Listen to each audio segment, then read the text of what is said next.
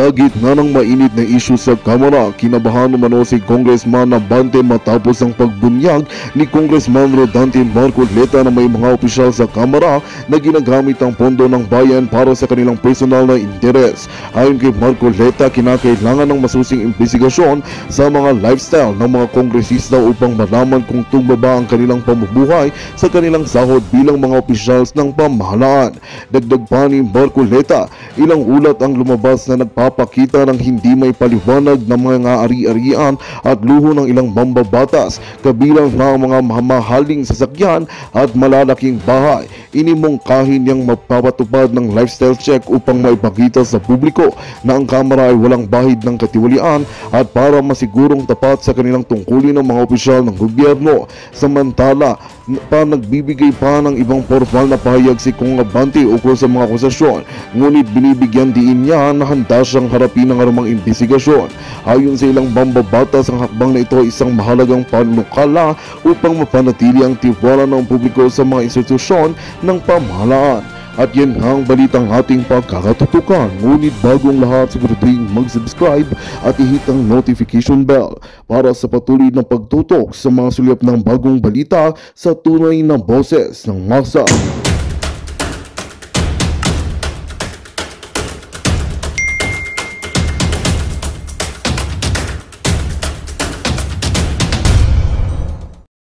Investigation in aid of legislation. Okay. Ngayon, dahil nahuli ako, sabi ko, teka muna, Mr. Chair, pwede po ba akong magtanong? Opo.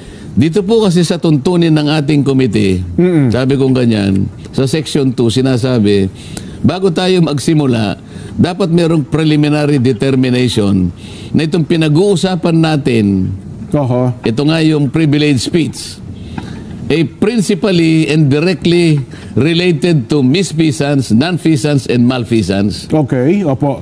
Kasagot-sagot nung chairman. Chairman ng komite, Sabi ko, kasi kung ang naririnig ko nga ito, pinag-uusapan nyo naman confidential fund at saka yung intelligence fund. Oo. Hindi ka ako nabanggit sa privilege speech ka ako ito. Binubulungan siya ng mga staff niya doon. Marami na siyang staff na abogado rin. Opo. Your Honor, sabi niya, hindi lang naman ganun. Basta sinabi niya, anything that is in connection with public interest. Yung confidential fund and intelligence funds are matters of public interest. Nandun na ako, Mr. Chair. So, did you make a prior and preliminary determination na yung pag-uusapan natin na intelligence fund at saka confidential fund ay directly and principally related to malfeasance? Nasaan ka ako yung order mo? Nakalagay dito sa section 4 at saka section 5, gagawa ka ng order delimiting the investigation. Parang pre-trial order ito, kumbaga sa korte, sabi ko. Tama nga naman. Nasaan yung pinirmahan mong order? Kasi kanya wala ka rito. Basta't sinabi namin, merong jurisdiction. Hindi nga ganun na nakalagay, there should be a preliminary determination. Pagkatapos, set out mo, by means of an order, ano-ano yung parameters, bakit konektado sa malfeasance? Malfeasance ba, non-feasance o misfeasance? Kailangan mong yan. Kailangan mo ipaliwanag. Nako. May pumunta, alam mo naman yung mga agaw, may gumaganyan-ganyan na naman sa akin. Nakala mo naman nakakaintindi yung mga yun. Yung isa, alam mo naman yun, huwag na natin banggitin. Kilala ko yun. Ako naman, niniwala, mga kaibigan mo naman yung mga yun. Pero doon sa punto ko, ako naging ngiti sa bagay. Sa kasamang palad, kaibigan ko nga. Yun na nga po ko, mga kaibigan nyo, kaya huwag natin banggitin, baka magdamdam pa, baka naman noon, nag-usap-usap sila kung, kasi dito nabigla ang marami, dati pala kayong vice chair ng committee ito, kanina lang namin nalaman na hindi na pala kayo vice chair at hindi na rin pala kayo miyembro ng naturang komite. Paano kasi, nung ako'y nagpahayag na, tinatanong ko yung COA, sabi ko, Mr. Chair, I will take advantage of the presence of the representatives from COA. So, tinatanong ko, alin-alin po bang opisina ang nabibigyan ng confidential or intelligence funds? Makikita mo yung pagsagot nila, parang alumpihit pang sumagot, para bang hindi nila alam. Ang dami nila Ano po LGU po? Sino nga sa LGU? Ayun. Hindi ba yung mga opisina ng mayor? Hindi naman po. Oo nga, alin-aling opisina ng mayor. Sa dami ng mayor natin dito sa bansang ito, at saka mga gobernador, GOCCs, Office of the President, yung kapulisan, even the armed forces of the and then the intelligence agencies of this country are recipients of intelligence and confidential funds. Sino-sino, bigyan mo ko ng ballpark figure. Pati ballpark figure, o sabihin mo na lang, marami, medyo marami, o maraming-marami. Hindi pa niya masabi yun eh. Wala siyang Because ano man ang sagutin niya doon, sasabi, marami pala eh, medyo marami pala eh. Opo. Ipatawag nating lahat, hindi lang ang opisina ng Vice President. Lahat para may confidential fund sa Kung intelligence ang fund. ginagawa natin, kung totoong gumagawa tayo ng panukalang batas, para mas magandang magawa natin, patawag mo yung marami. Pang lahat. Opo. Hindi itong in-isolate mo lang na isa. Yun ang punto ko eh. Opo. Because I will later move, sabi ko. Doon ako inano na, Ayun. you cannot do that because you are no longer a member. Hindi kayo pwede mag-motion. O, isipin mo. Gusto ko para wag lang umahahaba lang eh. Tsaka magkakasamaan lang na loob eh. Gusto ko sana sabihin, paano niyo ako tinanggal? Sino po nagtanggal sa akin? Hindi niyo man lang ako kinausap. Oo nga. Di ba? Not even a modicum of respect was accorded to this representation in replacing me as vice chair of this committee.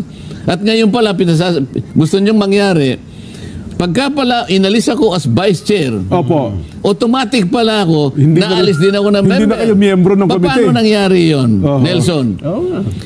When Senior Deputy Speaker Gloria Macapagal Arroyo was removed from her office, she was still Deputy Speaker. Nawala lang yung Senior Pagiging Deputy. Senior Deputy Speaker. O di sana, nung tinanggal siya as Senior Deputy Speaker, natanggal na rin siya pagiging Deputy Speaker. Oo nga, hindi na sila. Ano dito? Nasaan ang logic dito? Pero hindi masakit ang loob ko dyan, ha? Opo. Sinasabi ko lang para maintindihan ng kababayan natin kung anong nangyayari sa amin ngayon. Ayun. Di ba? So, ito'y tradisyon pala Kailangan maging bukas sa kaalaman nila. Tradisyon yun na parang hindi na rin pala ginagalang ngayon ng Kongreso, ng Kamara. Ng ano? Yung tradisyon ninyo na dapat kapag ka may aalisin, at sasabihan man lamang siguro yung mga miyembro. Di ba? Alam mo, hindi lang tradisyon yun, kagandahang asal yun. Well, tama kayo, no? Respeto na lang sa kapwa. Huwag na nating, honorable tao. Yung tradisyon kasi medyo malalim pa yun eh. Opo. Ang pinag-uusapan is a customary, a modicum of respect. Dahil magkakasama tayo. Kultura Kasama ako sa majority. Paano ba yung i-text mo ako? Kung, pasensya na ha, may kursunada sa posisyon mo. Opo. Ibigay ko muna sa kanya. Pero member ka pa rin. Halimbawa ganon. Kasi, member ako nun eh.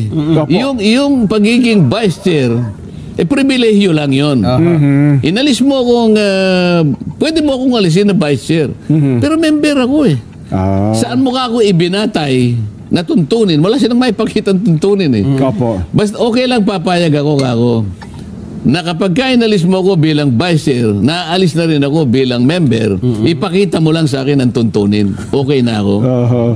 Mukhang namroblema si Kong Joel Chua kasi first term congressman ito eh.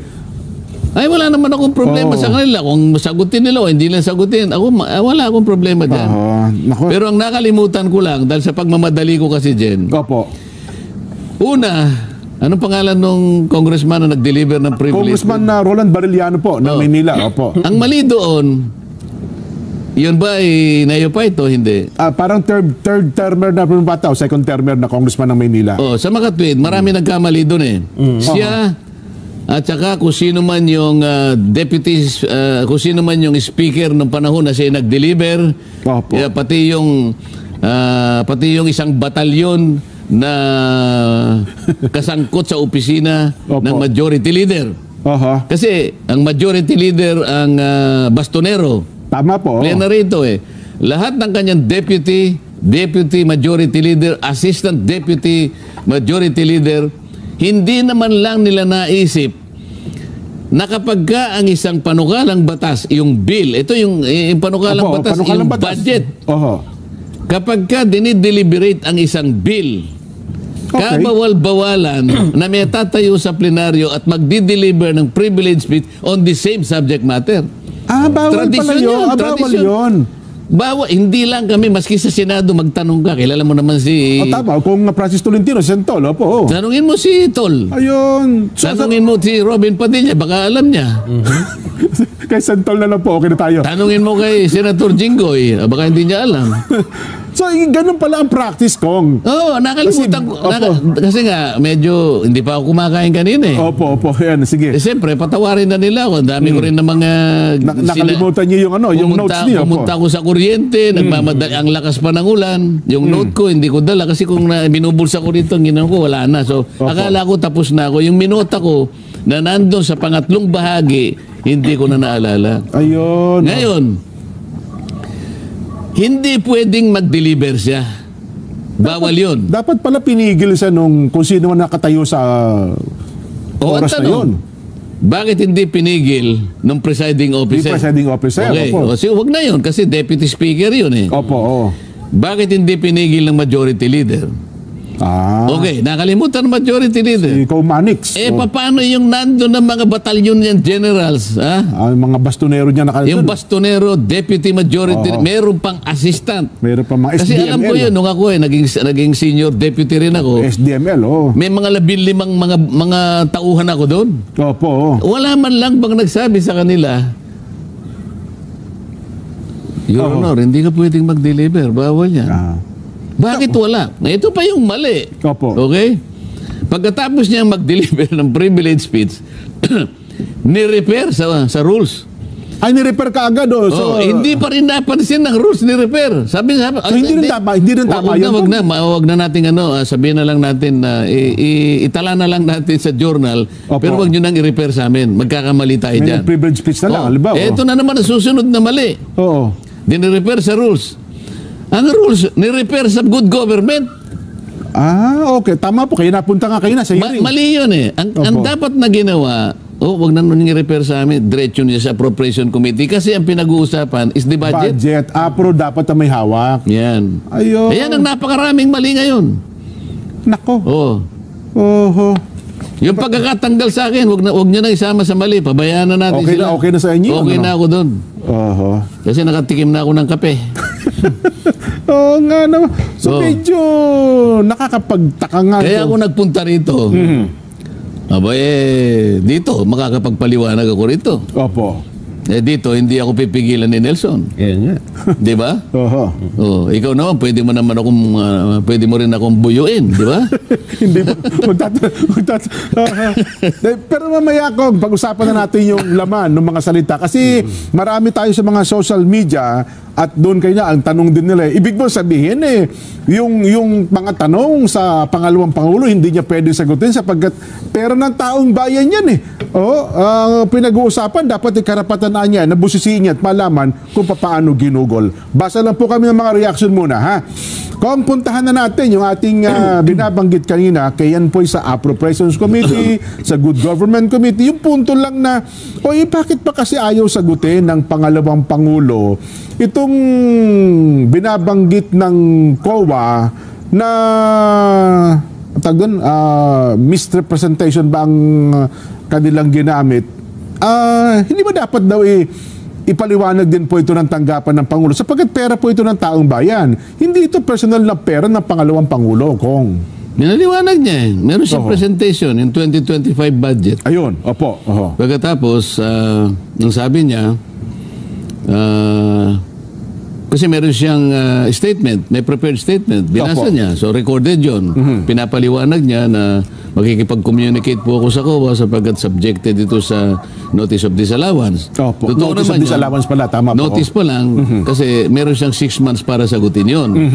Pagkatapos, in relation to 2025, sabi niya, I will forgo my opportunity to defend the 2025 budget of the OBP by way of question and answer and instead leave it to the discretion of the House of Representatives to decide on such a proposal as presented. Sabi ko kanina, ayaw pa po ba niyo yung sagot na yun? Magalang naman yung sinabi. Nasaan yung offensive part doon? Kayo na pong bahala. Ang ibig niya sabihin doon, kung gusto po niyong lagyan ako ng zero budget, nasa inyo po yun eh. I am leaving it to the House of Representatives to decide. Ano yung problema nila doon? Sapagkat nasa inyo nga naman ang power of the Bakit purse. kailangan pa niyang ipaliwanag? Hindi ba? Ang sinasabi, ipaliwanag. Sasagot pa lang po ako sa COA eh. Kasi po katakot-takot na opisina ang meron ding intelligence funds at saka confidential funds. Ang nakikita ko po rito, hihiyain nyo lang ako eh. Ako lang po ang kinigit-git nyo ng ganito. Kamukha nito ngayon, nagtatalo tayo ngayon. Ba't Office of the President lang pinatawag nyo? Wala po bang notice of disallowance sa mga OGCs? Napakarami. Sa mga opisina ng mayor, gobernador, AFP at saka yung PNP and such other offices of government connected with intelligence gathering and blah blah blah. Sabi na nga, no, meron din po eh. Ayaw niya lang sabihin kung gaano karami. Ayan. At saka ang sinabi ng COA representative na ang nakahawak lang pala nilang dokumento ay yung dokumento ng office ng tanggapan ng Pangalawang Pangulo. Bakit hindi nila in-anticipate na po pwede rin naman tanungin ilan-ilan pang mga opisina ang merong ganitong klaseng pondo na inisyuhan nyo ng notice of disallowance? Kaya makita mo, sa dami po ninyo, yan, wala malang makakapagsabi kahit na ballpark figure sapagkat nakatuon lamang sila sa opisina ng Vice President. Ngayon, dadako tayo doon. Bakit po nagkaganon? Dati naman hindi po kayo nagtatanong o gawa-gawa na lang o sinadya po ninyo ngayon. Sapagkat kung tutuusin, parang may immunity eh. Dahil nga doon sa tradisyon eh. Wala naman tinatanong noon eh. Maliban lang ngayon. Ngayon lang kayo naglulundag. Yung sinasabi nga natin. Nagdadadamba kayo. Halos nag-aagawang kayo na kayo ang mauna. Ayaw daw po nila ng mga naglulundag. Naggigit-gitan kayo. Gigil kayo. Na magtanong. Di ba? Pero kasi naman Kong, sa ibang mga vice president, kayo na pinalutang din po, wala kayo. Kasi naman daw parang kagandahang loob na lang nung nakaraan na binigyan ng confidential fund ang tanggapan ng Pangalawang Pangulo. Pero sa mga nauna naman daw ay niyang Pangalawang Pangulo, wala naman daw talaga yan eh. Di ba? Ayun ang problema natin eh. Binigyan ninyo eh. Nagkataon na ang pagtitiwala sa dalawang pinakamataas na posisyon sa ating pamahalaan ay nire-represent ng Office of the Vice President and Office of the President. Kung sa hudikatura naman ang pinag-uusapan, nandyan ang Supreme Court, nandyan ang Court of Appeals, nandyan yung Court of Tax Appeals, Sandigan Bayan, nandyan yung mga courts of first instance, ito yung RTCs, at saka yung MTC. Lahat na mga nito eh. Hindi naman pinagtatatanong yan eh. Paano yung budget namin bilang isang institusyon dyan?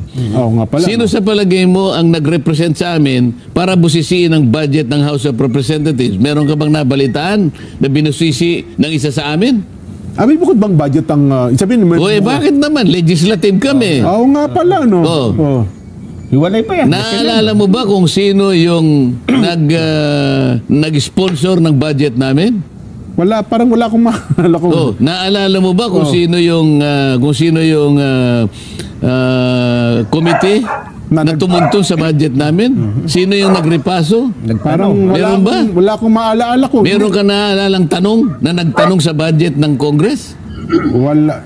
Hindi ko nga kasi alam kung dinidepensa pa pala ninyo yan. Kaya nga anong pinag-iba namin? Yun na nga yung sinasabi ko, yung respeto sa pamamagitan ng tradisyon. These are four co-equal and coordinate branches of government. So yung pinakamataas dyan, ginagalang namin. Ginagalang natin.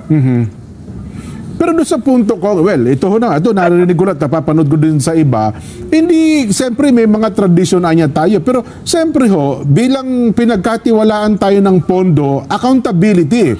Accountable din tayo, kung parang ipaliwanag mo sa taong bayan, kung saan nyo ginugol yung perang inibinigay sa inyo, ipinahawak sa inyo. Diba, sa tanggapan ng Pangalawang Pangulo. Kaya nga pinaliwanag niya, ito po yung aking presentation, may kalakip na pong paliwanag, kung titingnan po ninyo, at sasagutin ko pa po yung COA, para sa gano'n malaman po nyo kung saan po ginugol yan. Ngayon, kung sasabihin mo na sa liwanag ng saligang batas, because ito yung palagi sinasabi, because public office is a public trust. Yung gano'n mga banat no? Tama po naman. Okay. Sinasabi ba ng provision na yun ng saligang batas that because public office is a public trust, sinasabi ba niya na hindi mo na igagalang ang tradisyon? Sinasabi ba niya? Mukhang wala naman. O you can harmonize Opo. You can harmonize that provision with the existing rules of the House. Most of it are unwritten rules. Oho. Nakasama na yung tradition, precedent, and experience over the years. Eh paano, bakit hindi nila makilala? Hindi naman sa sinasabing hindi accountable. Ang sinasabi lang natin, merong paggalang, merong pagtitiwala, ibigay mo yun doon sa pinakadalawang mataas na posisyon ng ating pamahalaan. Kapag wala na yung respeto, paano ba yung sinasabi mong public trust? Oho. Ikaw hindi ka marunong mag-rumispeto eh. Di ba?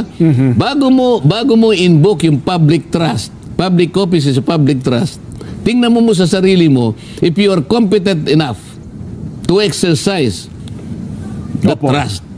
Eh hindi, ayaw mong igalang eh. Oho. Sana kung hindi siya nagpaliwanag, sana kung hindi siya nag-present.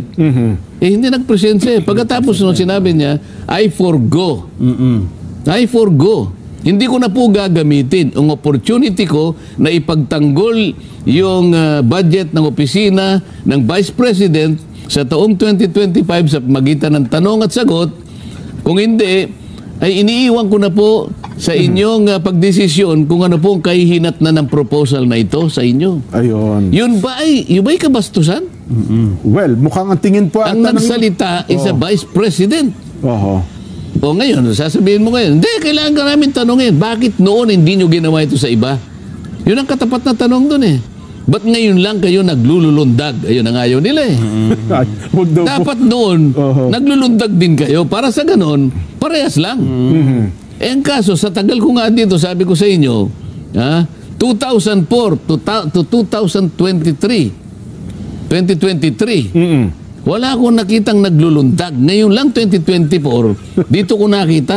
Opo. Hindi kasi naman daw, Kong, ito naman ako, binabagin ko lamang din po to. Eh wala naman daw po kasi sa kasaysayan na mandakin nyo, 125 million naggasto sa loob ng 11 araw, Kong. Bakit? Parang hindi niya pangkaraniwan nga naman yun. Di ba? Eh, masyado ka suspityoso eh.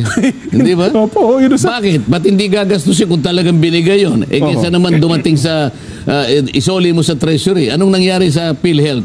Oho. Na pera ng mga miyembro? Hindi ibinigay sa mga miyembro. Dapat sana ay nagamit ito sa pangkalusugan ng mga miyembro. Ayun, ibinalik sa treasury. Bakit? Pera na tao yun eh. Pera ng miyembro yun. Oo. Oo. Pagkatapos, sino ngayon ang sisisihin mo?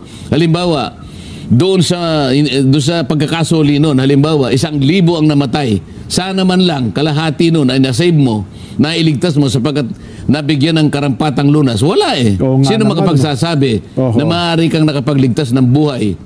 Eh, hindi ganun nangyari. Oho. Pero walang naninisi doon. Eh, buhay ang pinag-uusapan doon eh. Oho. Oo nga naman, ano? Ay, nako. At saka yung iba nga pinupuna dahil sa hindi ginagamit yung pondo dyan eh. Ayun, yung Diba? sobra naman ng pagtitipid, hindi naman nila ginugugol.